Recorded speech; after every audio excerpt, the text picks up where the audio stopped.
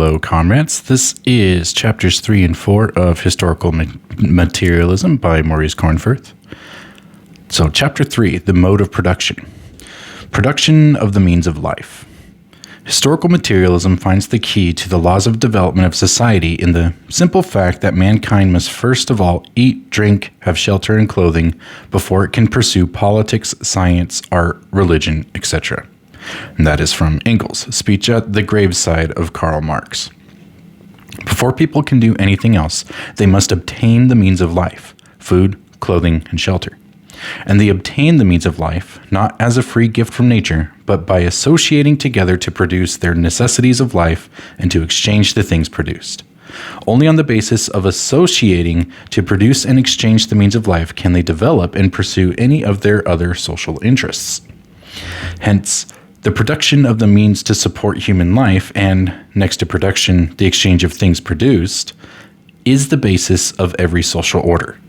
In every society that has appeared in history, the distribution of the products and with it the division of society into classes is determined by what is produced and how it is produced and how the product is exchanged.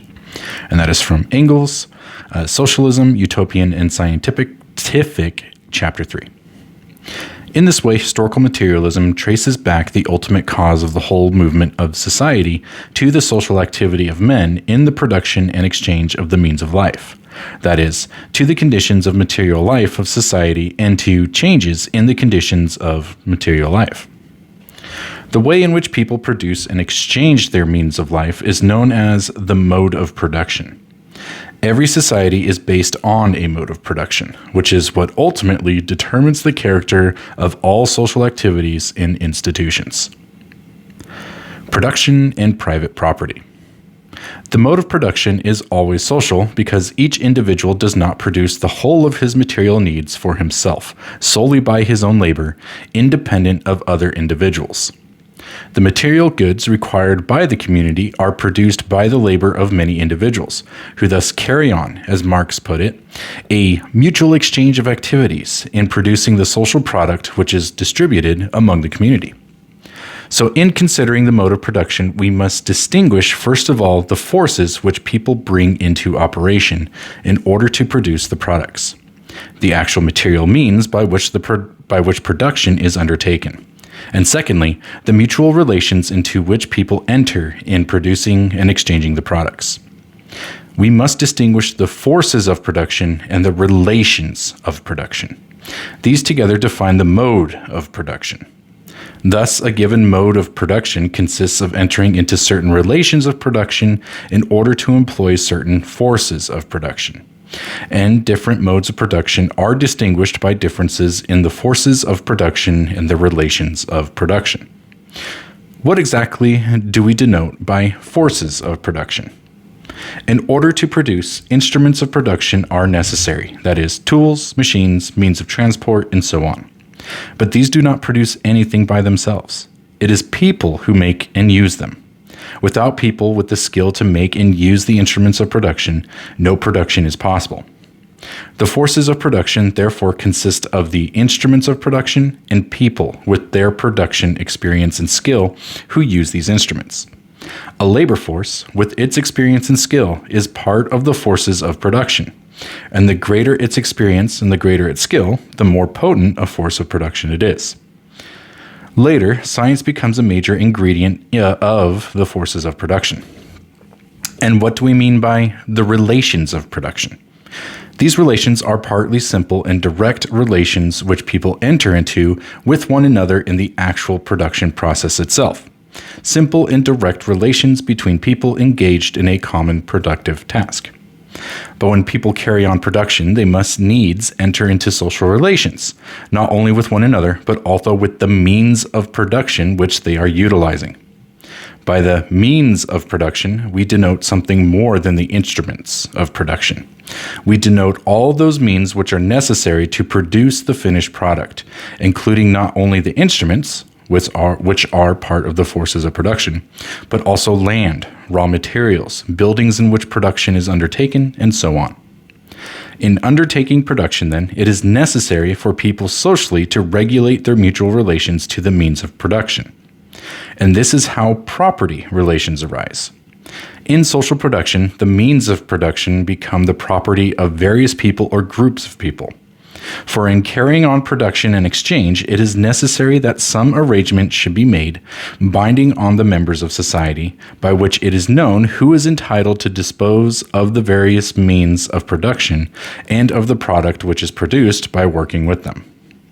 This regulation of people's mutual relations to the means of production, and consequently of their share of the product, is not undertaken as a result of any one collective and deliberate act, or of any general decision or social contract. It comes about by an unconscious or spontaneous process. People come to regulate their mutual relations to the means of production, and so also to regulate the disposal of the social product in a way adapted to the forces of production, since otherwise they could not carry on production. And entering into these relations in the process of production, they become conscious of them as property relations, which are socially obligatory and legally binding. In the very primitive production carried on by a tribe of hunters, the hunters enter into simple, direct relations with one another as fellow hunters, fellow tribesmen. And the land they hunt over and the beasts they hunt are not regarded as the property of any particular individuals or groups. The whole tribe organizes hunting expeditions, and what they bring back from the hunt is common property and is shared out among the tribesmen. But when division of labor arises, and one person specializes in producing this and another in producing that, then the instruments used begin to be regarded as the property of particular persons, and so does the product produced become the property of the producer, to be disposed of by himself. Similarly, when animals are domesticated and herds are raised, herds become the property of particular families and of the head of the family. At a later stage, land becomes private property. Thus, as a result of the development of the forces of production, for the development of agriculture, handicrafts, and so on is precisely a development of the forces of production. And as a result of the division of labor which accompanies this development, there gradually arises ownership of means of production by individual people or groups of people. In other words, private property arises. Here it can already be seen that the driving force in social development is the development of the forces of production. Property relations are essentially social relations between people, arising out of production. At first sight, property relations looks like simple two-term relations between individual people and things, between individual property owners and the property they own. This is not so, however. The appearance is illusory. Robinson Crusoe on his island was not a property owner, but simply a man on an island. Property relations are complex social relations between people and society, complex relations between men and society, not simple relations between men and things. In the production which they carry on, men establish social relations, or relations of production, between one another whereby the means of production, which they utilize, are the property of this or that individual, or of this or that group, and similarly with the product produced. Property relations, therefore, are ways of regulating people's mutual relationships in the process of utilizing the means of production and disposing of the product. To speak of property is simply a way of giving legal expression to these mutual relations of people in society. As property relations, these appear as obligatory relations, binding on society and all the members of society. Now, therefore, we can define the relations of production as the mutual relations into which people enter in the process of production and disposal of the product, and of which they become conscious as property relations. The relations of production obtaining in any particular society are said to constitute the economic structure of that society. Exploitation. The products of productive activity are appropriated in various different ways, and so differently distributed among the members of society according to the type of economic structure prevailing. What determines the way in which, in different societies, the product is appropriated? In general, it is the form of ownership of the means of production, the nature of the property relations, which determines the form of appropriation and the way in which the means of life are distributed. In most primitive communities, the means of production are communally owned. They are held in common by the producers. This is a consequence of the very primitive character of the instruments of production. With only very primitive tools and implements, division of labor has hardly developed. People have to work in common in order to survive, and work in common leads to the common ownership of the means of production. The fruits of production, such as they are accordingly shared by the whole community. Just as the means of production are not the property of any particular individual or group, so the product is not appropriated by any individual or group.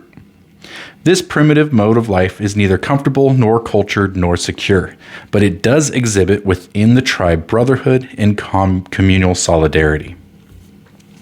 In socialist society, again, the means of production are socially owned. And then once more the product is socially appropriated, being distributed to each according to his labor in the first stage of socialist society, and to each according to his needs in the stage of fully developed communist society.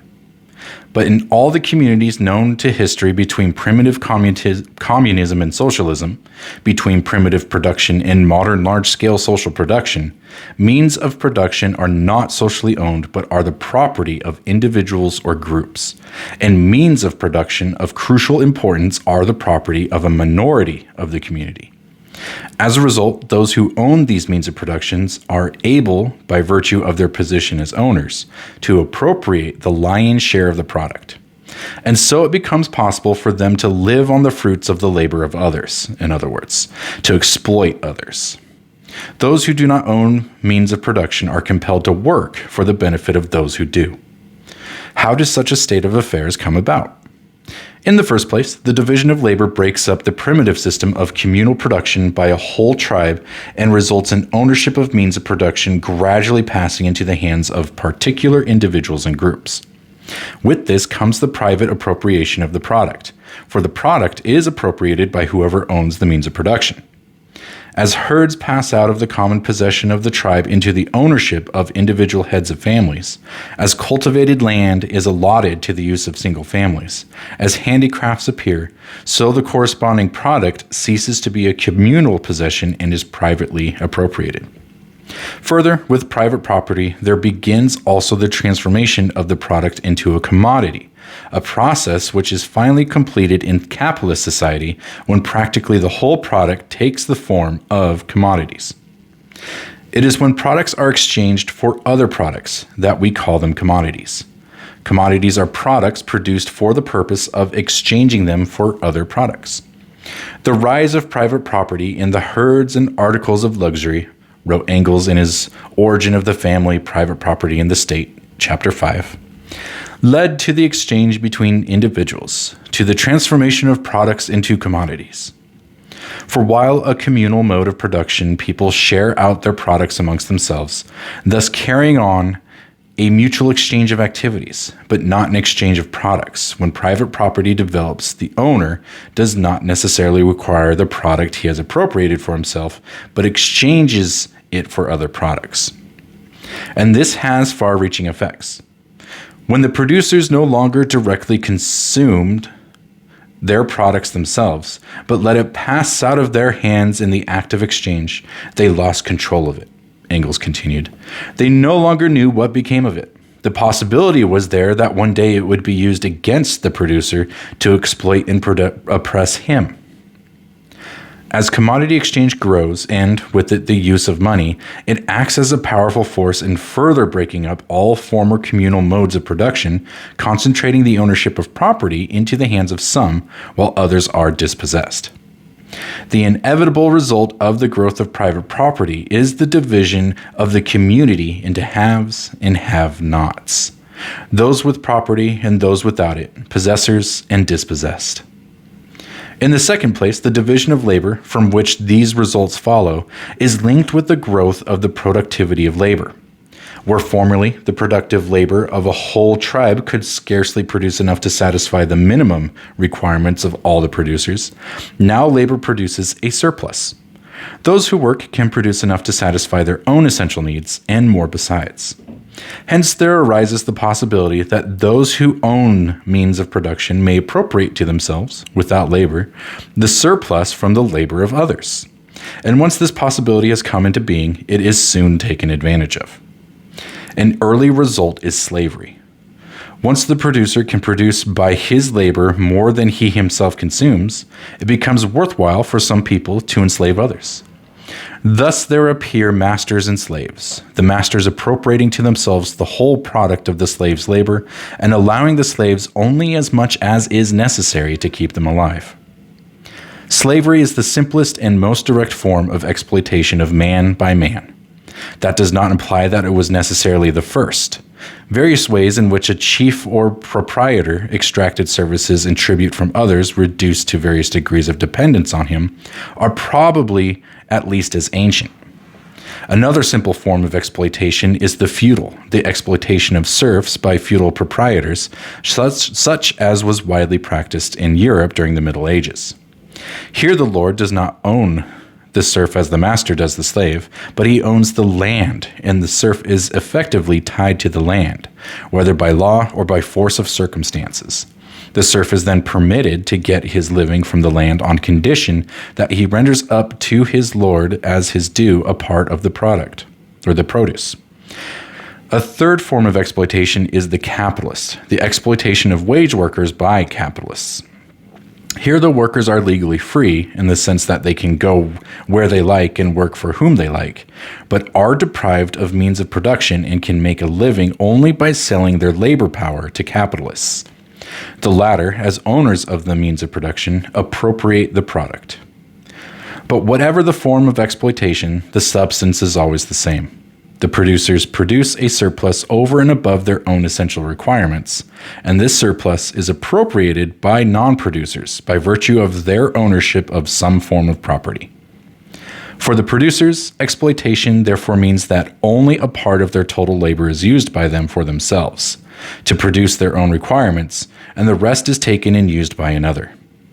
When the productivity of labor has risen so that producers can produce a surplus above what they need for themselves, a part of their labor becomes surplus labor, and exploitation means that this surplus labor is taken and its product appropriated by another, by virtue of ownership of property. By taking other people's labor, the exploiters can live well without having to work themselves. The essential difference, wrote Marx in Capital, Volume 1, Chapter 9, Section 1, between the various economic forms of society, between, for instance, a society based on slave labor and one based on wage labor, lies only in the mode in which this surplus labor is in each case extracted from the actual producer, the laborer. It is the development of production and the development of property which give rise to exploitation. Exploitation means that some people, the minority of society, are by virtue of their ownership of property living without labor on the fruits of the labor of others, of the majority. It follows that in every mode of production which involves the exploitation of man by man, the social product is so distributed that the majority of the people who labor, are condemned to toil for no more than the barest necessities of life. Sometimes, it is true, favorable circumstances arise when they can win more, but more often they get the barest minimum, and at times not even that. On the other hand, a minority, the owners of the means of production, the property owners, enjoy leisure and luxury. Society is divided into rich and poor. It further follows that if we are ever to do away with the extremes of poverty and wealth, then this can never be achieved simply by calling for a new mode of distribution of the social product. Capitalist society, for example, cannot be reformed simply by decreeing a more equal distribution of products, as is envisaged in the reformist slogans of fair distribution of the proceeds of labor, or fair shares for all.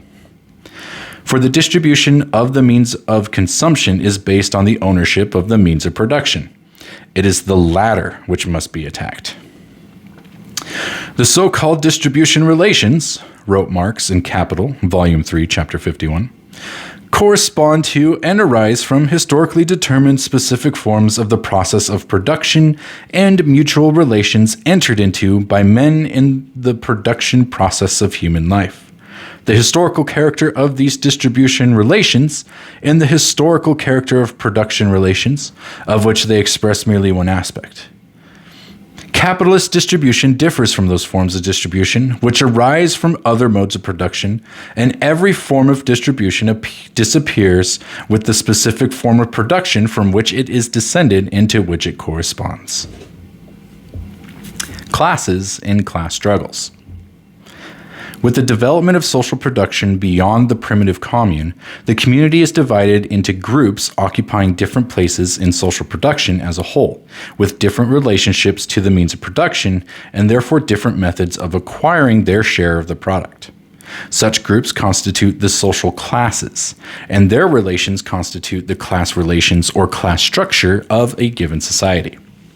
The existence of classes is a consequence of the division of labor in social production. From the division of labor follow forms of private property, and thence the division of society into classes. The various stages of development in the division of labor are just so many different forms of ownership, wrote Marx and Engels in the German Ideology. That is, the existing stage in the division of labor determines also the relations of individuals to one another with reference to the materials, instruments, and products of labor. What constitutes and distinguishes classes, therefore, is not primarily differences in income, mentality, or habits, as is vulgarly supposed, but the places they occupy in social production and the relations in which they stand to the means of production. This is what determines their differences in income, habits, mentality, and so on. The fundamental feature that distinguishes classes, Lenin explained in an article on vulgar socialism and neurotism, is the place they occupy in social production and, consequently, the relation in which they stand to the means of production. In A Great Beginning, Lenin proposed the following more exhaustive definition of classes. Classes are large groups of people which differ from each other by the place they occupy in a historically definite system of social production, by their relation, in most cases fixed and formulated in laws, to the means of production, by their role in the social organization of labor, and consequently by the dimensions of the social wealth that they obtain and their method of acquiring their share of it. Classes are groups of people, one of which may appropriate the labor of another, owing to the different places they occupy in the definite system of social economy. With classes, there arise class antagonisms and class struggles. Classes are antagonistic when the places they occupy in the system of social production are such that one class obtains and augments its share of social wealth only at the expense of another. Thus, the relations between exploiters and exploited are inevitably antagonistic. And so are the relations between one exploiting class and another when their methods of exploitation come into conflict. That is, when the extraction of surplus labor by the one gets in the way of the extraction of surplus labor by the other. Thus, the relations between rising bourgeoisie and feudal lords, for example, were antagonistic, since the one could maintain and the other develop its method of exploitation only at the expense of the other. Again, in 19th century England, there was a certain antagonism between the industrial capitalists and the landowners. These warring classes, wrote Engels in Socialism, Utopian and Scientific, Chapter 1, are always the product of conditions of production and exchange, in a word, of the economic conditions of their time. Society based on exploitation is inevitably divided into antagonistic classes. Such a society is torn by class conflicts, always between exploiters and exploited, and sometimes between rival exploiters. For this reason, the Communist Manifesto began by stating, "The history of all hitherto existing society is the history of class struggles." These class struggles are rooted in conflicts of material interests between the different classes. Conflicting economic interests arising from the different places occupied by different classes in social production, their different relations to the means of production, and their different methods of obtaining and augmenting their share of social wealth. Of course, not all class relations are antagonistic. If more than one method of exploitation is used to extract surplus labor, that means that society is founded on more than one form of property and has a complex class structure containing more than one exploiting class and more than one exploited class. In that case, there is no basic antagonism between the different classes of the exploited. On the contrary, these classes are potential allies against the exploiters, even though differences in their habits and mentality and aims, arising from differences in their relations to the means of production, may prevent them acting together and may sometimes be used by the exploiters to set one class against the other. Thus, for example, in a country with capitalist industry and peasant agriculture, the relations between the urban working class and the exploited peasantry are not antagonistic. Again, in the socialist society of the USSR, there still remain today two distinct classes, the Soviet workers and peasants, though the distinction between them is becoming blurred. Like all class distinctions, this one is rooted in the different places the classes occupy in social production.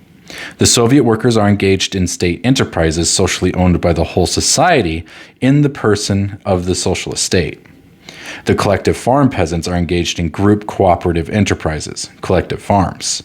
The class distinction is based on the distinction between public and group property, but neither class exploits the other. Neither acquires and augments its share of social wealth at the expense of the other, and so there is no antagonism between them. Social economic formations. We have seen that the mode of production involves two factors: the forces of production, consisting of instruments of production and people with production experience and skill, and the relations of production. The latter, in their totality, constitute the economic structure of society. Different economic structures represent so many economic formations which have come into being and then been superseded in the history of mankind.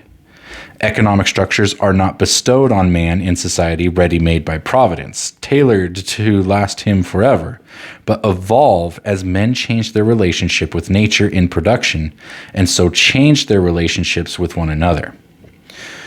My standpoint, wrote Marx in the preface to the first German edition of Capital, views the economic formation of society as a process of natural history. What constitutes difference of economic formation, and how are different type of social economic formation to be classified? Differences of economic formation are differences of production relations, and different types of social economic formation are defined in terms of different kinds of production relations. People always depend for their livelihood on certain definite means of production.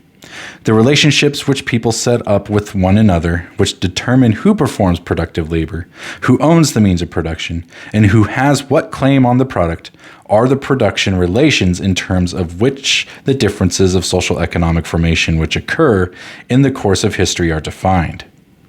In classifying different types of historically constituted social economic formation, there is a fundamental distinction in the first place between those with social ownership of means of production and those with private ownership or private property. With their first emergent from the animal world, people were associated in small groups in which all the able-bodied contributed to production. The means of production were held in common, and the product was shared out amongst the group, all of whom had an equal claim on it. The evidence for this consists of inferences from what we know about surviving primitive peoples, together with the consideration that very primitive people could not well have lived in any other way. This type of economy has been called primitive communism. There is very little doubt that such was the economy of men for a very long time. More controversial are secondary questions about kinship relations, social customs and beliefs, and so on. Modern socialism once more presents an economic formation in which means of production are socially owned.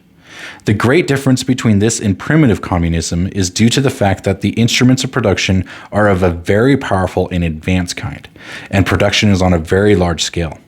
People are no longer members of clans bound together and to the land, their principal means of production by close communal ties. Land and means of production are no longer parceled out among small communes, each of which is thereby subordinate to its means of production. Means of production are socially owned on a grand scale, and the whole of production is planned for the benefit of society as a whole. As production approaches the point of absolute abundance, this economic formation is carried from the stage when the claim on the product is determined by labor performed to the stage when it is determined simply by need. In some regions, the primitive communist way of life was eventually disturbed by improvements of techniques leading to the division of labor, the production of a surplus, commodity exchange, and the formation of private property. These events took place in the distant past. They were never recorded, and so we today can draw only more or less probable inferences as to where they took place and the exact course they followed. What they quite evidently led to, in that only after a very long process, was economic formations in which society was divided into classes and man was exploited by man. But the precise character of the production relations of early class-divided societies is a matter of somewhat dubious inference. There are few written records, in many cases none at all. And while archaeologists can dig up relics of productive forces, production relations do not leave such material relics.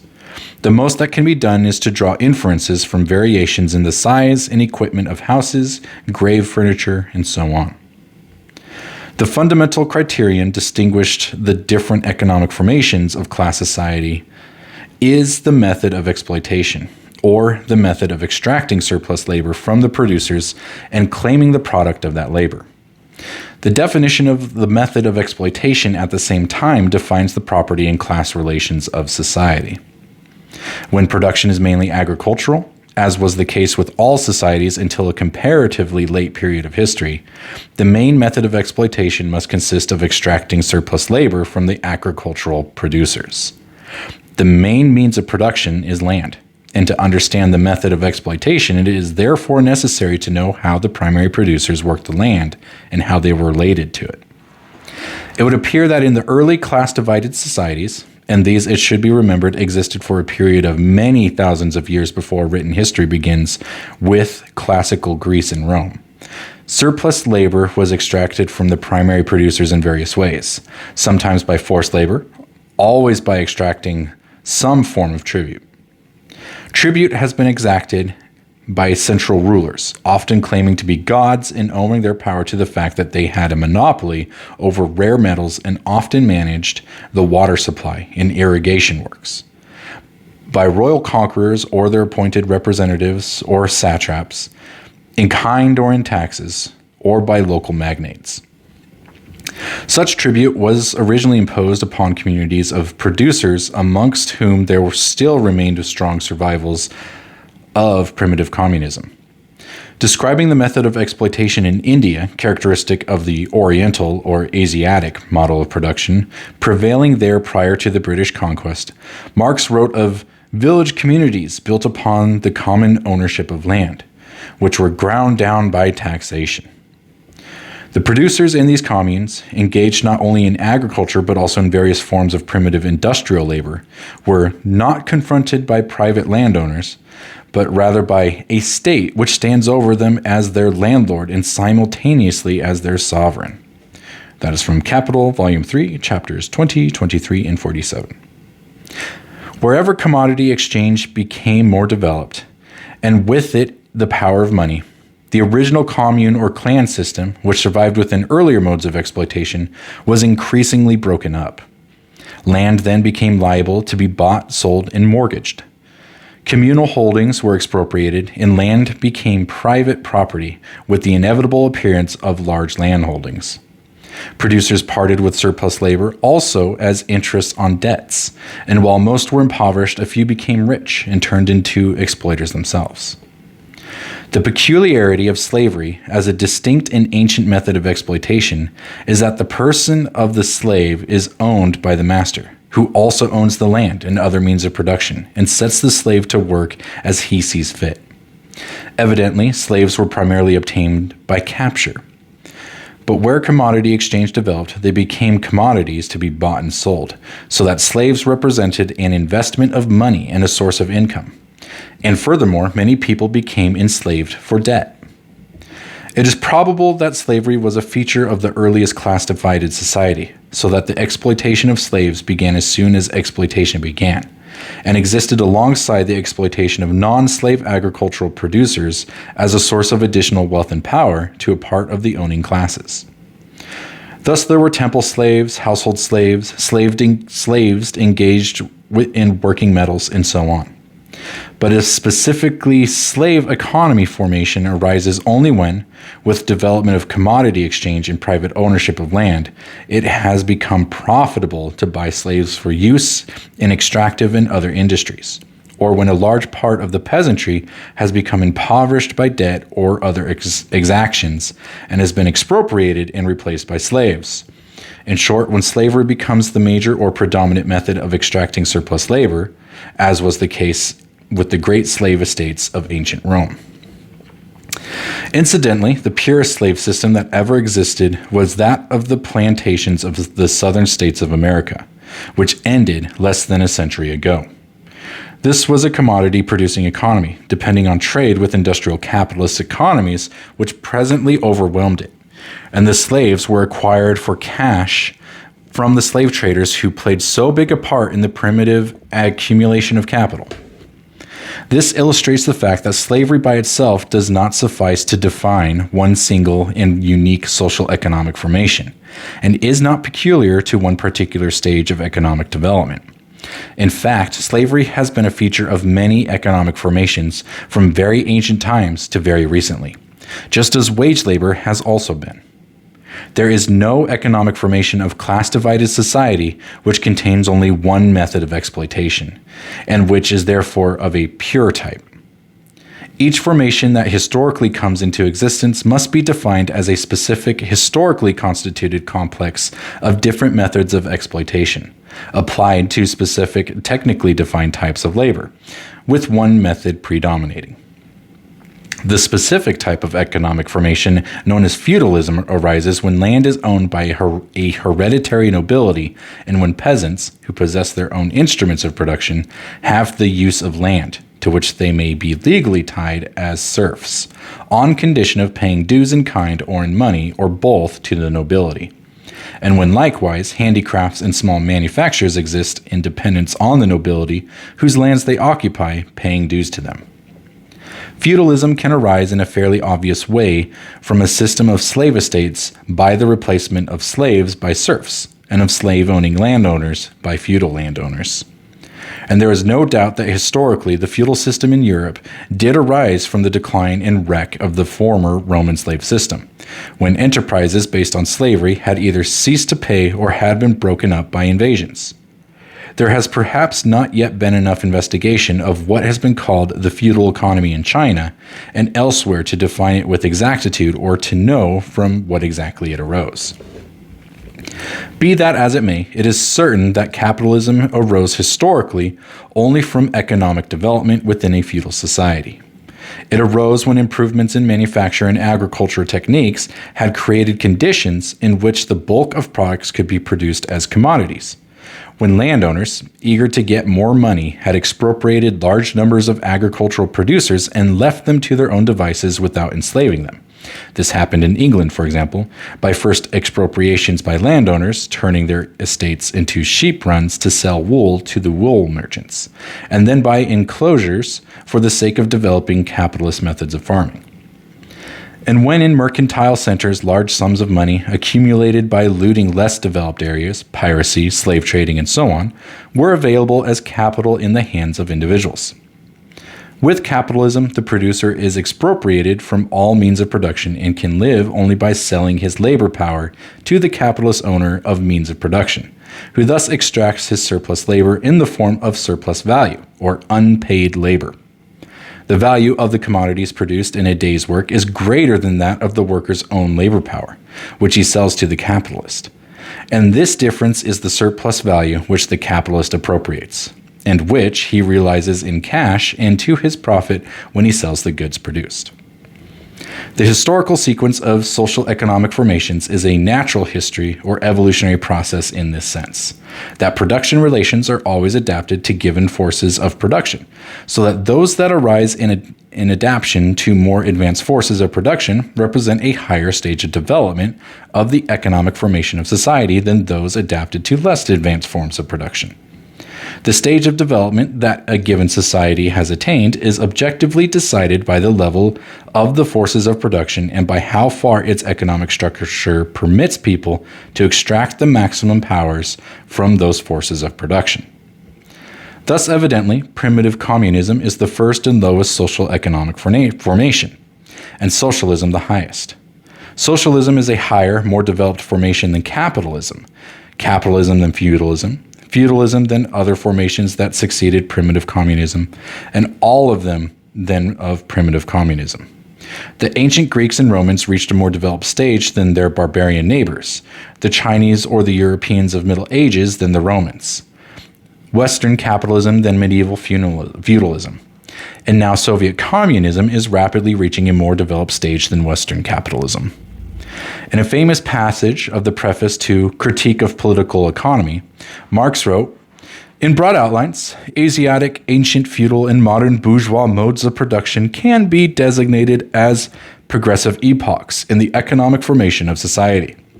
The bourgeois relations of production are the last antagonistic form of the social process of production. The productive forces developing in the womb of bourgeois society create the material conditions for the solution of that antagonism."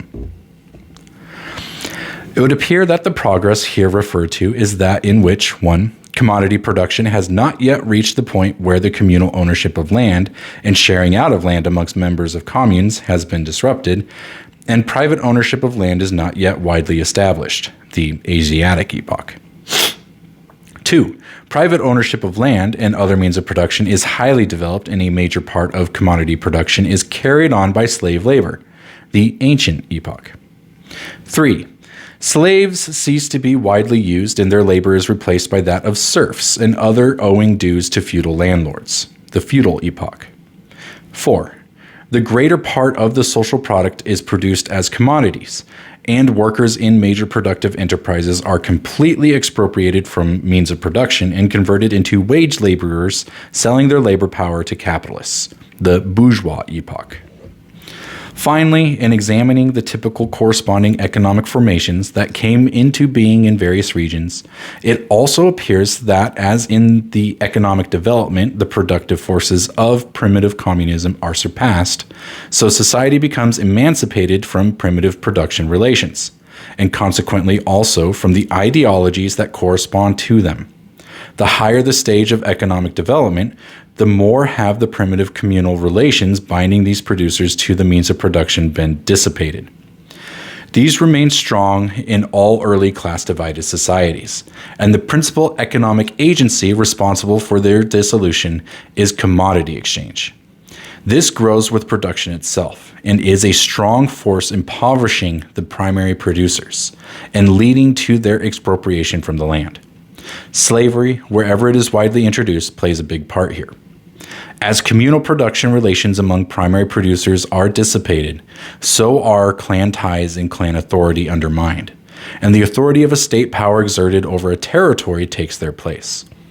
Industrial capitalism, which finally accomplishes the complete expropriation of workers from their means of production, is then the prelude to socialism and the foundation of fully developed communist society.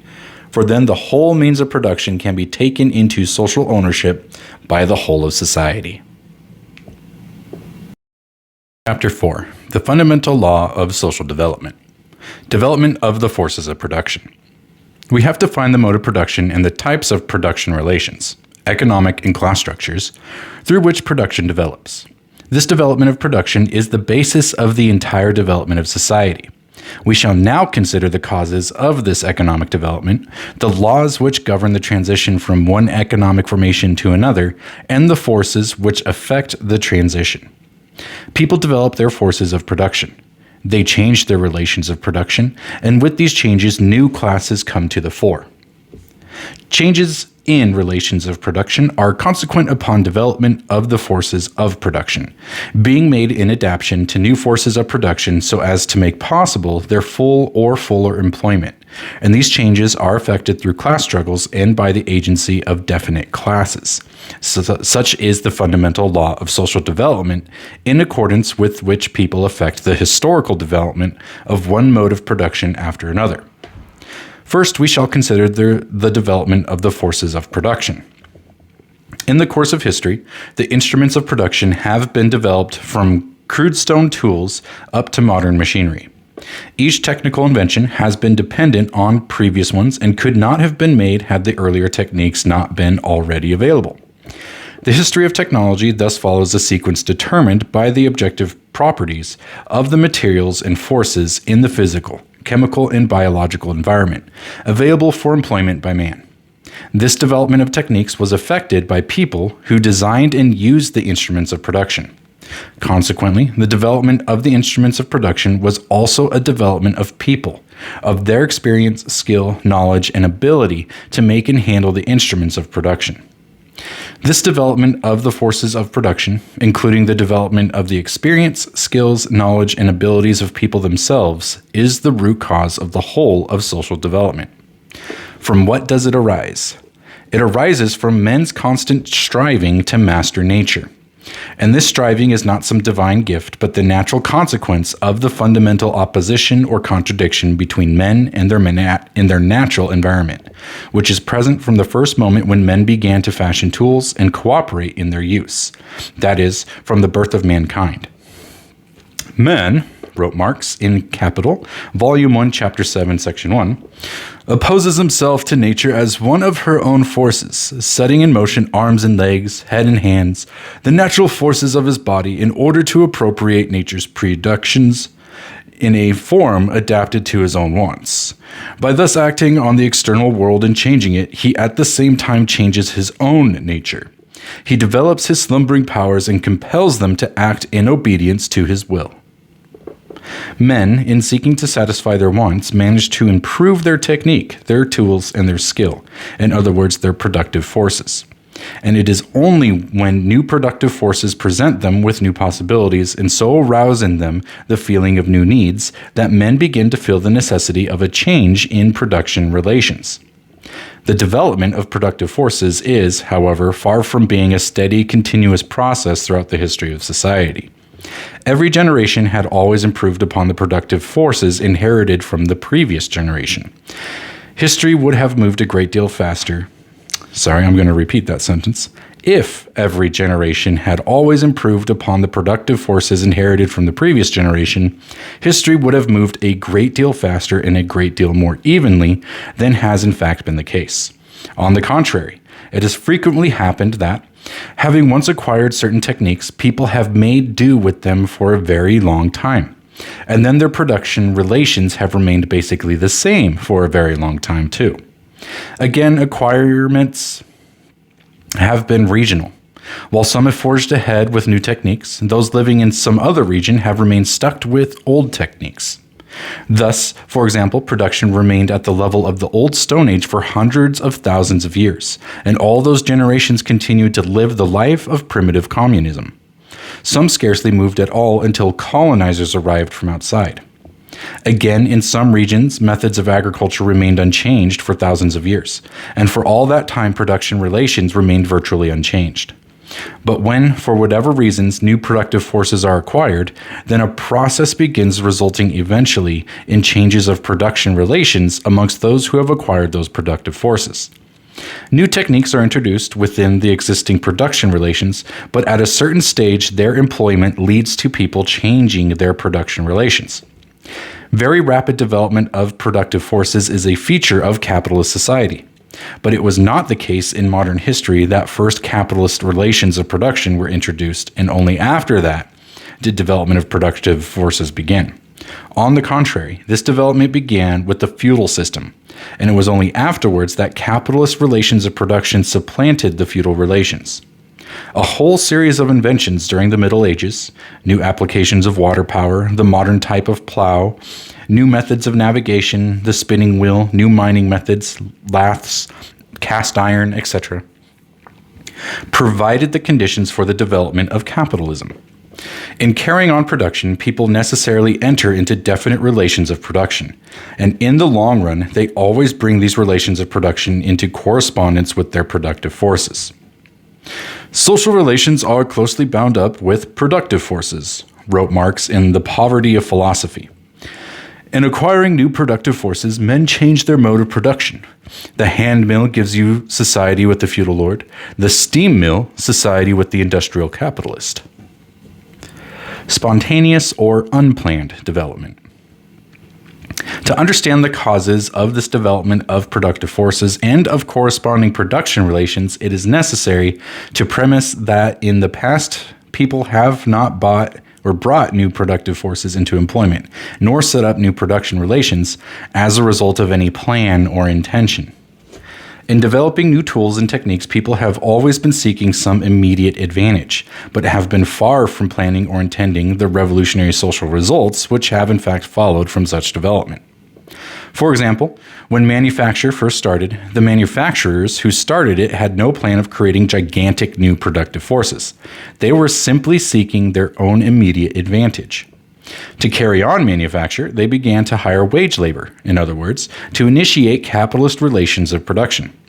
They did not do this because they had an ambitious and far-seeking plan for building capitalism. They did it because that turned out to be the way in which manufacture could best be carried on. In this way, the development of new productive forces, in our example, those brought into operation by manufacture, was never decided upon but happened spontaneously, without any plan, as a result of certain people seeking their own immediate advantage. And similarly, the development of these productive forces led to the institution of new relations of production, once more spontaneously, by economic necessity and without any plan. This is what Marx expressed by saying that the development of production relations happened independent of men's will. In the social production which men carry on, he wrote in the preface to Critique of Political Economy, they enter into definite relations that are indispensable and independent of their will. These relations correspond to a definite stage of development of their material forces of production. The relations of production into which people enter in the course of their social production are indispensable, because they cannot carry on production without entering into definite relations of production, and also independent of their will, because they do not decide beforehand to institute certain definite relations of production, but enter into these relations independent of any such plan. Hence, first, the development of productive forces and then the change of production relations is caused by social economic activities which people perform because of the necessity of living, spontaneously, without any deliberate decision or plan, independent of their will. This is a feature of social development right up to the Socialist Revolution. Only with the victory of the Socialist Revolution does it happen that production relations are changed as a result of deliberate decision, and that thereafter the development of production is also regulated by a plan. Changes of relations of production. Changes of the relations of production depend on development of the forces of production. Such is the law of social development. For it is a requirement of all social production that the relations which people enter into in carrying on production must be suitable to the type of production they are carrying on. Hence, it is a general law of economic development that the relations of production must necessarily be adapted to the character of the forces of production. As we have seen, the very nature of production as a contradictory relationship between men and nature implies a tendency for new techniques to be discovered from time to time. But as for production relations, on the other hand, once established, they tend to remain fixed. The economic structure, the forms of property, the social systems is a conservative factor which resists change. The invention and employment of new productive forces introduces, as is obvious, new division of labor and creates a greater quantity and variety of products. But this new division of labor itself gives rise to new forms of property, through which the new division of labor is organized and which regulate the appropriation and distribution of the greatly increased product. The property relations and mode of exchange of economic activities and products which arose from and correspond to the earlier productive forces no longer suffice for the organization of a new division of labor and the distribution of its products. For this reason, the relation between production relations and productive forces is a contradictory one. The same production relations, which were well suited for the productive forces in use at one time, are not well suited to new productive forces, and so come to hinder their development and to act as a fetter on it. When this happens, it is clear that instead of production relations being in conformity with productive forces, there is an active contradiction between them. And because production relations tend to resist change, because there are always people whose material interests are bound up with certain production relations and who therefore resist any change, this contradiction issues in deep social conflicts. For example, as we have just seen, the development of manufacture, and we should add the development also of new techniques in agriculture, required and led to the employment of wage labor. Only with capitalist relations could the newly developed forces of production be more fully employed. But the existing feudal relations, which tied the laborer to the land and to the service of his lord, were a barrier to the development of the new productive forces. Hence these relations, within which production had once flourished, now began to act as a fetter. A contradiction arose between the old production relations and new productive forces. So long as production relations are in conformity with productive forces, they remain relatively unchanged. And in some regions, it has come about that certain production relations, once established, have proved so extraordinarily conservative that no impulse to improve productive forces has arisen within them, or if it did arise, it was strangled at birth, and the employment of new techniques was discouraged and put down. But wherever any people do develop new productive forces, this development eventually reaches a point where it is hindered by the existing relations of production. And it is at that point that a change in the relations of production become necessary and is carried into effect. The development of productive forces is a law of human history, which asserts itself despite all pauses and setbacks. Anything which opposes this irresistible development is bound, sooner or later, to be swept away. So when relations of production begin to hinder the use of new productive forces, the time is approaching when the social system based on them will fall. What has taken place up to the appearance of the capitalist economic formation is that whenever people have developed new forces of production, they have, in doing so, begun to enter into new relations of production. And then those new production relations have supplanted former ones and been consolidated into a new social economic formation. Thus, the communal system of primitive communism corresponded to a very primitive level of development of production. When the cultivation of crops and domestication of animals appeared, the beginnings of private property and commodity exchange arose, and the old communal relations began to be changed. A new kind of community of separate households emerged, with some more equal than others. When the use of metals was acquired, then society became further and more deeply divided. The people who first settled in river valleys began irrigation works, could not organize those works except by means of some form of property in which they were centrally controlled by a single authority. A new type of property was eventually superimposed upon the old property of the members of the communes. A new type of social economic formation arose and superseded the old, which was incapable of developing the new type of production. The land was said to belong to the gods, and those who supervised production and got the main share of the product were called gods or servants of gods. This was evidently an imaginative way of describing an economic arrangement, a form of property and of the exploitation of man by man, which had come into being because it was capable of organizing production in a way older forms of property were not. Those people who acquired the use of iron acquired thereby many advantages over those who had not done so. They were able to cultivate new lands and to set up small industries. Commodity exchange and the use of money increased and brought to the fore new landed and financial interests,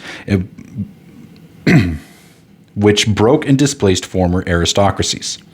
Where, as in Greece and Rome, a social economic formation with slavery as the dominant mode of exploitation arose, this took place because large-scale agricultural enterprises, extractive industries, and building could more effectively be carried on by slave labor than by clansmen paying tribute.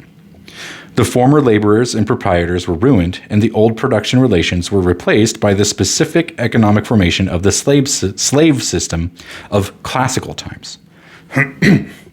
Engels remarked in Part 2, Chapter 4 of Anti-Düring, that this development of slavery thoroughly undermined the remnants of primitive communal relations which had survived throughout all former systems. It was slavery, he wrote, that first made possible the division of labor between agriculture and industry on a considerable scale.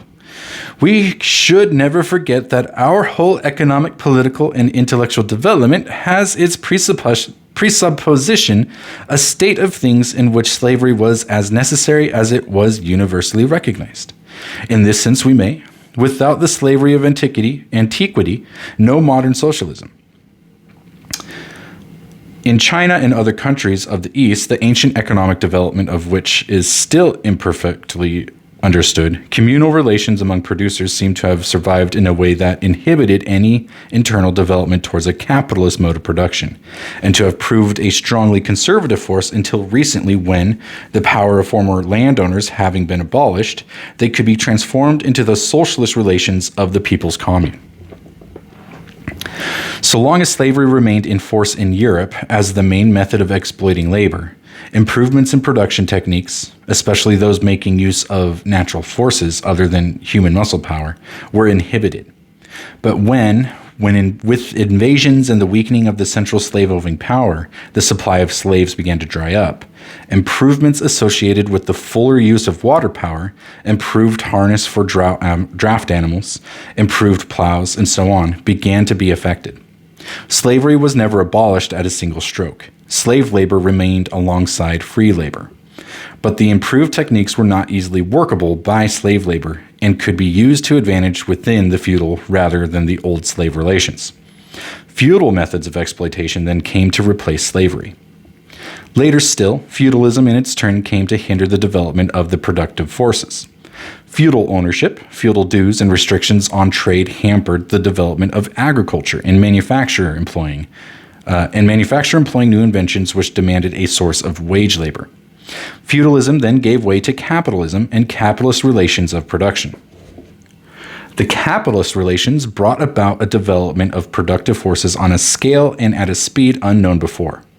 This was because scientific research now came to be a powerful force of production, and the drive for profit and accumulation of capital led the capitalist owners continually to develop new techniques. But the fuller use and development of the forces of production is now being blocked by capitalism. The fundamental feature of the increase of the forces of production brought about within capitalism is the socialization of labor. Petty individual production has been replaced by the power of social labor, in which men cooperate together in great productive enterprises using power-driven machinery. Social labor is capable of immense achievements, miracles of construction for the welfare of all mankind, but it is fettered by the capitalist production relations, which make the product the property of the capitalists and compel social production to serve private profit. Social production is in contradiction with private capitalist appropriation and must needs break the fetter of the capitalist production relations. When social ownership and social appropriation is established to match social production, not only are all the brakes taken off technical advance, but the great productive forces of social labor are set free. People are their own masters and are working for themselves. The general picture which emerges of social development from one formation of production relations to another is then as follows. First, relations of production arise in conformity with the development of the productive forces. But a time comes when further development of new productive forces is hindered by old relations of production. From forms of development of the social forces of production, these relations turn into their fetters. Then comes a period of revolutionary change, when one type of production relations is replaced by another. How, then, by what means, by what forces are such changes brought about? Class struggle as the motive force of social change. Society develops through a series of stages, in each of which a definite type of property predominates. This development is far from being a smooth, gradual process of evolution, working itself out through a series of imperceptible changes and adjustments without conflict. On the contrary, property relations are changed through a series of revolutions. And after the first establishment of private property, these are brought about by people pursuing class interests and by the struggle of one class against another. As we have seen, whenever people develop new forces of production, they begin to enter into new relations of production. Forms of property and means of production come into existence appropriate to the organization of those forces of production. A method of exploitation or of extraction of surplus labor from the producers goes with those forms of property. And so, with the development of new forces of production, new classes arise, and new class divisions and antagonisms within society. These antagonisms include, first of all, the antagonism between exploiter and exploited. The exploiters, as a class, seek all means to consolidate their property, to extract more surplus labor, and to increase their wealth. Unless utterly beaten down and enslaved, the exploited resist this and take whatever action they can to keep more of their labor for themselves. Moreover, those exploited classes which retain forms of property of their own, such as members of communes who have land in common or, later, serfs and free peasants, together with small independent producers or petty traders, seek to hang on to their property, to enlarge it if they can, and to resist encroachments from big exploiting property interests. Thus, there have been, for example, many peasant risings, slave revolts, and so on, aimed at getting free from at least some extractions and at winning security of tenure or resettlement on the land. Again, small men have resisted impoverishment and expropriation, sometimes for a time successfully, as with the big movements in ancient Greece and Rome, which gained such demands as cancellation of debts.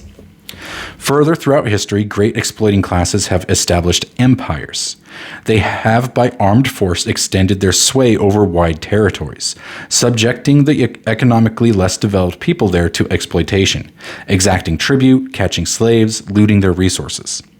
Modern imperialism, in essence, the division of the world between great monopoly capitalist interests for purposes of exporting capital and obtaining raw materials and markets for metropolitan industries, is but the modern form of an imperialism which has thousands of years of history.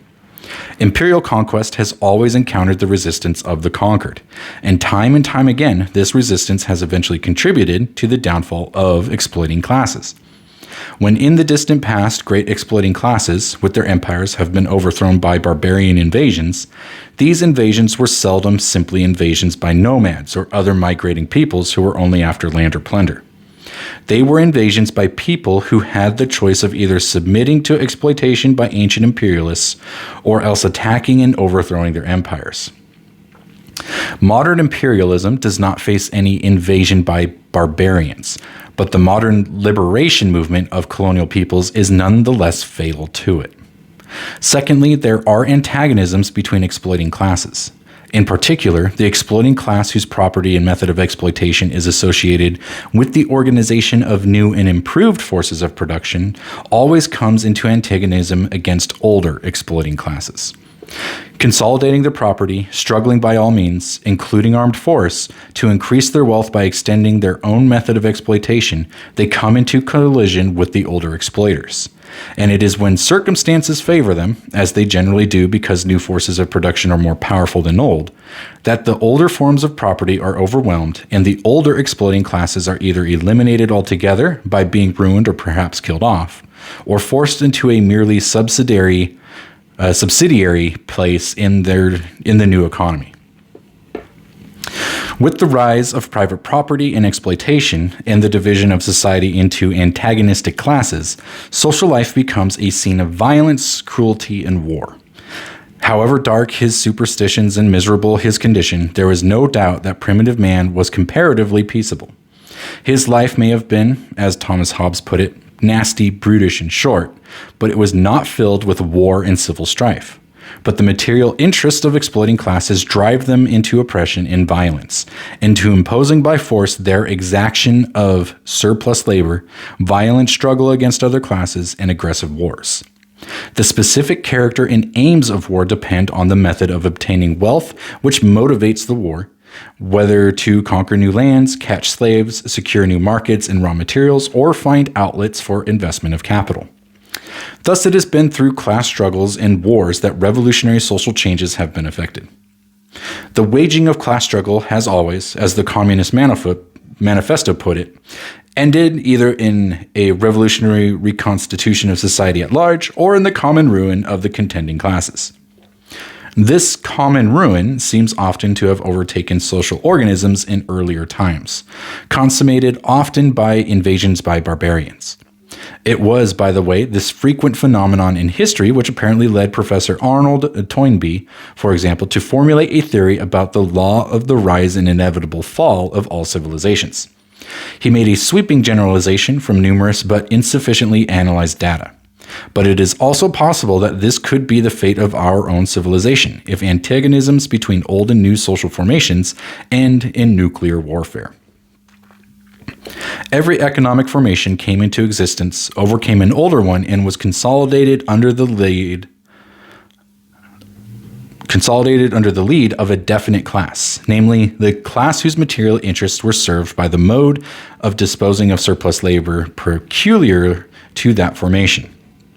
And since this new class appears as the opponent of the older exploiting class and of the existing system of exploitation and oppression, the class making a revolution appears from the very start as the representative of the whole of society. And that is from Marx and Engels, The German Ideology, Part 1. It is thus able to mobilize the support of other classes opposed to its own main enemy, and this contributes to its victory. Afterwards, when a new method of exploitation becomes dominant in society, antagonisms break out afresh. To the bourgeoisie and its battle against feudalism was in this way able to mobilize the greater part of society against its feudal enemy. But when capitalism was underway, new class antagonisms broke out. It is a peculiarity of capitalism that it simplifies class contradictions by bringing to the fore the one great antagonism between capitalist class and working class. The exploiting class is now faced with no rival exploiting class, but only with the class of the exploited. But this is now an exploited class organized and educated by the very socialization of labor which capitalism itself brings into existence. It is an exploited class for the first time able itself to take over leadership of the whole of society, not looking backwards to some older form of petty property, but forward to social ownership of the means of production. At the same time, capitalism greatly sharpens all class contradictions. The first socialist revolution did not in fact take place where capitalism was already most highly developed. It took place in Russia, where the capitalist class was still comparatively weak, but where all class contradictions had reached their sharpest expression between workers and capitalists, peasants and landowners, national minorities and their oppressors. The Russian working class was able to take the lead of all the exploited in order to overthrow all the exploiters and finally end the exploitation of man by man. Individuals and classes. The theory of class struggle enables us to understand the role of prominent individuals in history. No class plays a role in history without leaders, so that the activities of public men play an essential part in getting things done, whether the leaders are heading revolutionary movements, consolidating gains, merely keeping things going, or defending lost causes. The authority and power of the historical personage, of the man whose actions seem, unlike those of historically anonymous people, to shape society for good or ill and to make history, is derived from a class. And unless he enjoys the support of a class whose interests and tendencies he represents, he is impotent and can exert no decisive influence. Hence there arise in different historical periods prominent men of different types, varying with the task their class calls on them to fulfill. The barbarian conqueror, the tyrant, the prudent or vicious emperor, the good or bad king, the wily politician, the fiery agitator, the scientific socialist, all are products of the social conditions in which they play their parts. For the same reason, the type of personality that comes to the top is the one suited to the job in hand, while others, perhaps more gifted in other ways, remain obscure. Similarly, it is natural that in times of revolutionary change, great and dynamic personalities come to the fore, while at other times only mediocrities show their faces. Historical development is not determined by the personal decisions of public men, but by the movement of classes. The prominent men of a class affect its fortunes by the wisdom or otherwise of their actions, but they do not make or break a class. Moreover, where a leader is evidently failing, he tends to be deposed and someone more able to be substituted. It is the same with cultural and intellectual leaders. Those who make their mark are those whose work reflect the needs of their times. When it is a question of investigating the driving powers which lie behind the motives of men who act in history, wrote Engels in Ludwig Feuerbach, chapter 4, it is not a question so much of the motives of single individuals, however eminent, as those motives which set in motion great masses, whole peoples, and again whole classes. To ascertain the driving causes which are reflected as conscious motives in the minds of acting masses and their leaders is the only path which can put us on the track of the laws holding sway both in history as a whole and at particular periods in particular lands. Those historians who fail to grasp the determining role of economic development and the class struggle in history find themselves in difficulties when trying to explain historical events, and even in deciding which events are worthy of being classed as historical. If it is a matter of the personalities and motives of individuals accounting for what happens, then the historian is faced with the practical impossibility of finding sufficient evidence to know their personalities and their motives with any degree of certainty.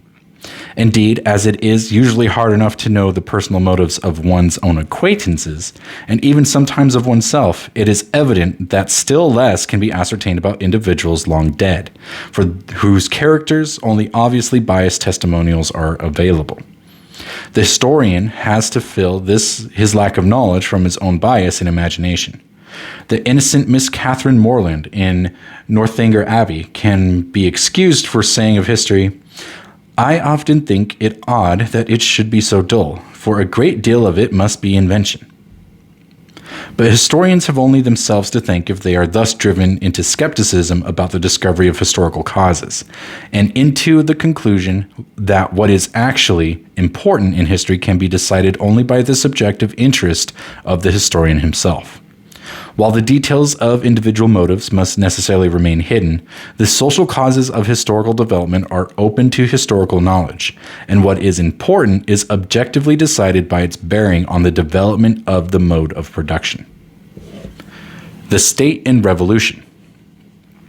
How has it been possible in societies divided into exploiters and exploited for an exploiting minority to preserve its domination over the majority, and for the social organism not to fall in pieces under the stress of class struggle?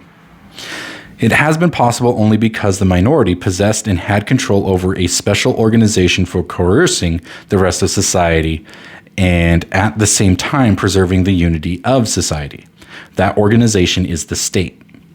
The state is not an organization of the whole of society, but a special organization within society, armed with power to repress and coerce. Whatever the form of the state, whether it be an autocracy, a military dictatorship, a democracy, etc., its most essential components are the means to exercise compulsion over the members of society.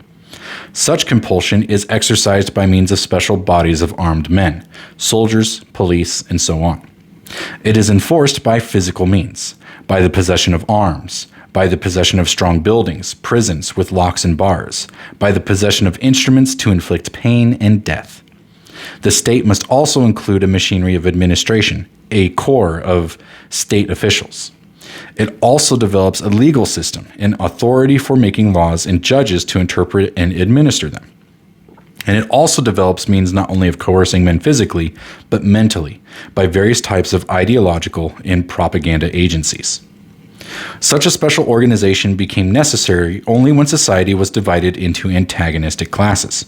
From that time onwards, the state became necessary as a special power to prevent the social antagonisms from disrupting and destroying society. The state has not existed from all eternity, wrote Engels in The Origin of the Family, the State and Private Property, Chapter 9. At a definite stage of economic development, which involved the cleavage of society into classes, the state became a necessity because of this cleavage. as the state arose from the need to keep class antagonisms in check, but also in the thick of the fight between classes, he continued, it is normally the state of the most powerful economically ruling class, which by its means becomes also the politically ruling class, and so acquires new means of holding down and exploiting the oppressed classes. The state, wrote Lenin in The State and Revolution, Chapter 1, is an organism of class rule, an organ for the repression of one class by another. At each stage of development, as we have seen, a particular type of production relations becomes predominant in the social economy, and the corresponding class assumes the dominant place in social production. It can gain and maintain that place only insofar as it can enforce its own interests upon the rest of society, and it can do that only insofar as it can gain and maintain control over the state. In every epoch, therefore, so long as society is divided into antagonistic classes, a particular class holds the state power and thereby establishes itself as the ruling class.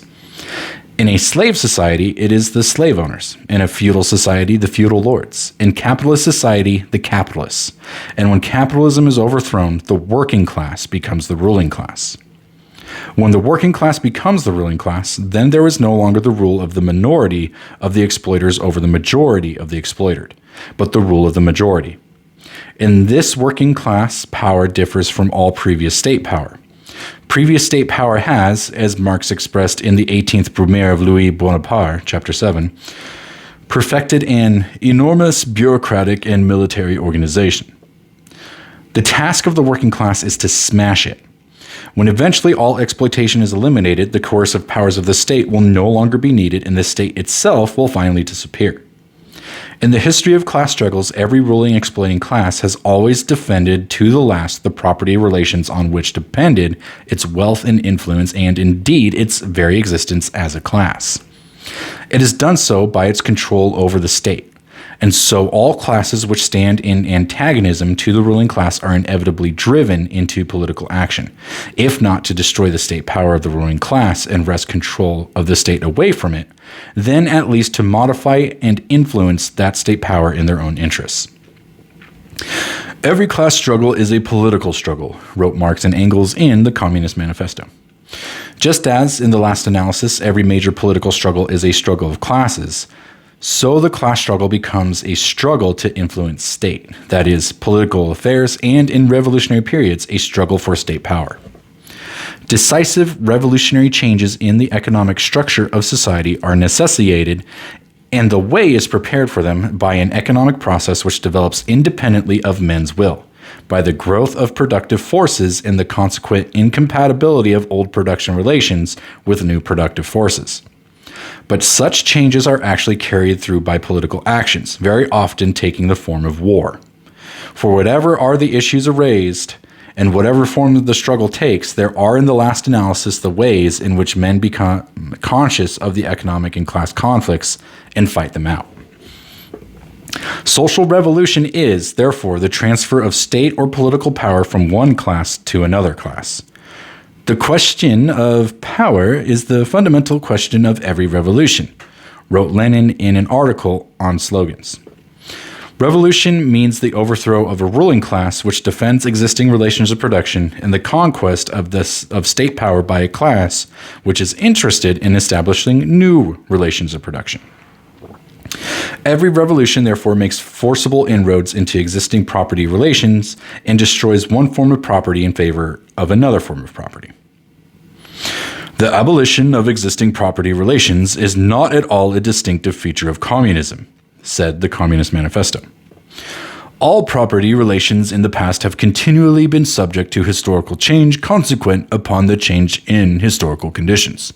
The French Revolution, for example, abolished feudal property in favor of bourgeois property. The distinguishing feature of communism is not the abolition of property generally, but the abolition of bourgeois property. Progress and exploitation. The great revolutionary changes of the past have seen the replacement of one exploiting class by another exploiting class, and thus the replacement of one method of exploitation by another method of exploitation. In this process, the revolutionary energy of the exploited masses in their struggle against the exploiters has helped to destroy one exploiting class, in order to replace it by another exploiting class. Their struggle has served to break up the old system and replace it by a new and higher system, but still a system of class exploitation. Thus, the revolts of slaves against slave owners helped to break the slave system, but to replace it by the feudal system. And the revolts of serfs against their lords helped to break up the feudal system, but to replace it by the capitalist system. The whole of human progress is rooted in the increasing mastery of men over nature, in the increase of the social forces of production. In advancing their mastery over nature, men not only obtain their material needs, but enlarge their ideas, perfect their knowledge, develop various capacities. But yet this progress has borne a contradictory character. As man has mastered nature, so has man oppressed and exploited man. The benefits of progress belonged at one pole of society, the toil and sweat at the other. Each new stage of advance brought only new methods of exploitation, and with each step, more people were exploited. Since civilization is founded on the exploitation of one class by another, wrote Engels in The Origin of the Family, chapter 9, its whole development proceeds in a constant contradiction. Every step forward in production is at the same time a step backwards in position of an oppressed class, that is, of the great majority. Whatever benefits some necessarily injures others. Every fresh emancipation of one class is necessarily a new oppression for another class. Thus, every step of progress has been made at the expense of the working people. The great advances of classical civilization brought slavery in their train and could only be carried through by means of slavery. The birth and growth of modern industry involved the wholesale ruin of small producers, the expropriation of masses of peasants from the land, the plunder of colonies, enormous increase of exploitation. The growth of modern industry, however, has increased the powers of production to an extent unknown before. The power now exists, and for the first time, to produce plenty for everyone, without anyone wearing himself out with manual labor. In the past, the forces of production were so limited that it was impossible to create conditions of leisure for any but a privileged minority of society. As Christ is reported to have said, "The poor ye have always with you." But this is no longer necessary today. For just this reason, it is only now that the working people have arrived at a position when they themselves can rule and take over the general management and direction of society. The slaves and serfs in the past could revolt time and again against their rulers, but were not themselves capable of taking command over production. They always had to look to someone else to manage social affairs. They always looked for a savior, appealing to kings and other unlikely people to bring them justice. For the very character of the productive system meant that they were necessarily engrossed in manual labor, and so had to look to some privileged and educated minority to carry out the work of the government. We saw earlier that the division of society into exploiting and exploited classes was a result of the division of labor, and the division into rulers and ruled was a further consequence. With the development of production, a number of functions concerned with safeguarding the general interests of the community necessarily became the province of a special group within the community. This dependence of social functions in relation to society increased with time, wrote Engels in Anti-Düring, Part 2, Chapter 4, until it developed into domination over society. Consequently, the majority of the people were relegated to the position where they were wholly occupied with toil, and the general functions of class management were assumed by a master class. So long as working population was so occupied in their necessary labor that they had no time left for looking after the common affairs of society, the direction of labor, affairs of state, legal matters, art, science, etc., so long was it necessary that there should exist a special class freed from actual labor to manage these affairs. And then this class never failed to impose a greater and greater burden of labor for their own advantage on the working masses. Only the immense increase of the productive forces attained through large-scale industry makes it possible to limit the labor time of each individual to such an extent that all have enough free time to take part in the general, both theoretical and practical, affairs of society. It is only now, therefore, that any ruling and exploiting class has become superfluous. It is not the case, then, that throughout history all ruling classes have been parasites upon the body of society. They have performed a necessary social function. But as production has advanced, a larger part of the ruling classes has become parasitical. Until now, they perform no necessary function whatever. By the beginning of the present century, capitalism had developed to the stage of imperialism, when a few giant monopolies divided up the entire world among themselves. All the peoples were subject to them. There was an enormous accession of wealth and power into a few hands. Never before was the contrast between the wealth and power of the few and the poverty and subjection of the many so glaring, nor had it existed on such a world scale. But this was also the time for the people themselves to take over. The epoch of imperialism is the epoch of socialist revolution, a revolution of an altogether new kind, which abolishes all exploitation and lays the foundations of a society without class antagonisms. By creating the socialized production of modern large-scale industry, capitalism has created conditions in which for the first time there exists the possibility of securing for all members of society not only continually improving material standards, but also the completely unrestricted development of all their faculties. And it has created in the working class an exploited class by its very position as the product of large-scale industry, is fully capable of taking over the management of society.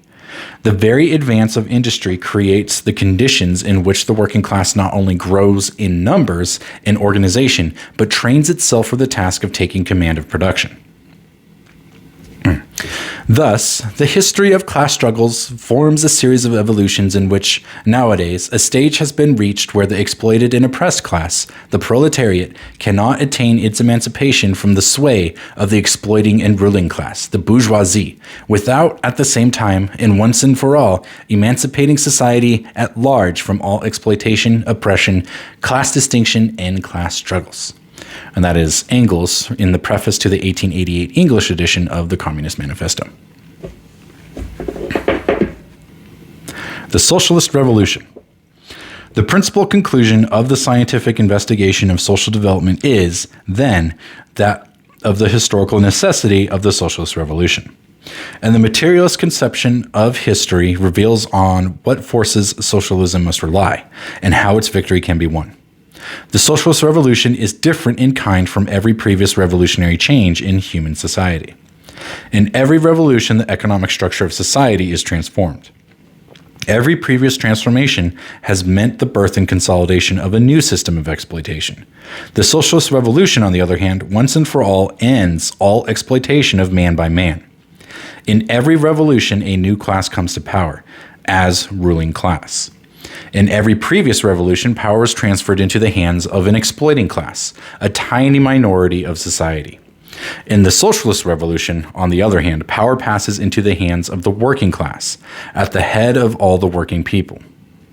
That is, into the hands of the vast majority. And this power is used not to uphold the privileges of an exploiting class, but to destroy all such privileges and to end all class antagonisms.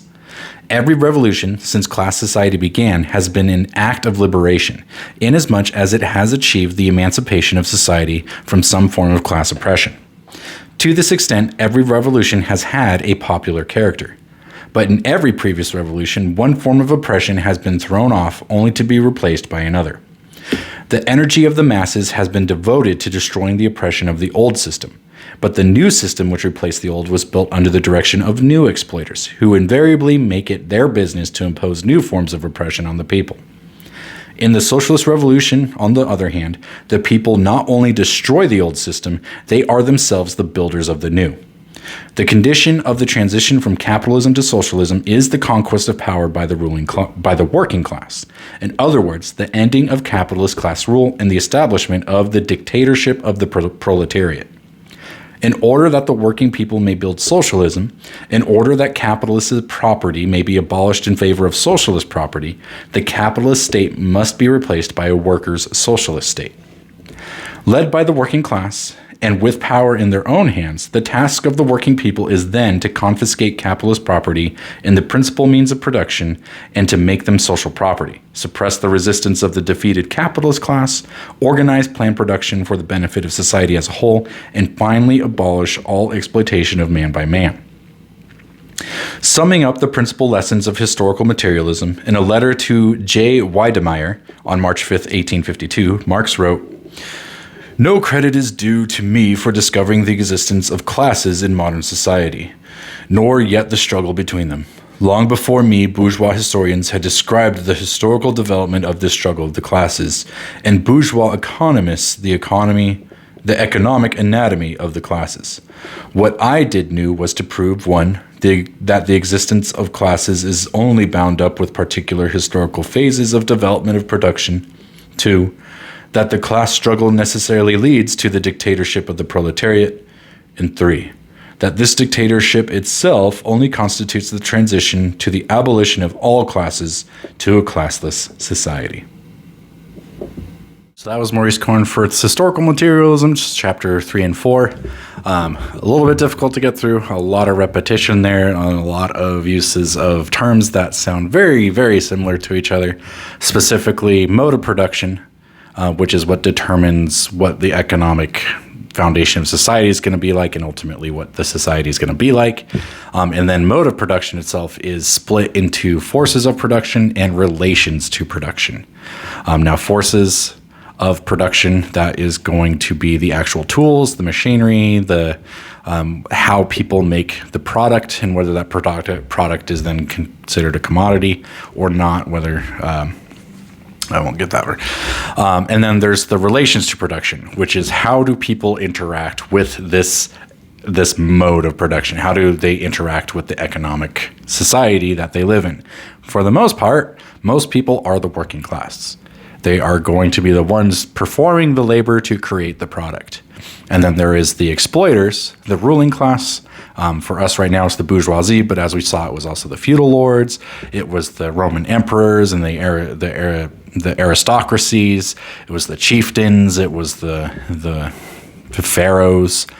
They were the ones that got to benefit from all the labor that the working class did at the time, whether that was the serfs, whether that was the slaves, whether that was the peasants, all their own distinct form of classes because of how they relate to the mode of production, whether that's agriculture or industry.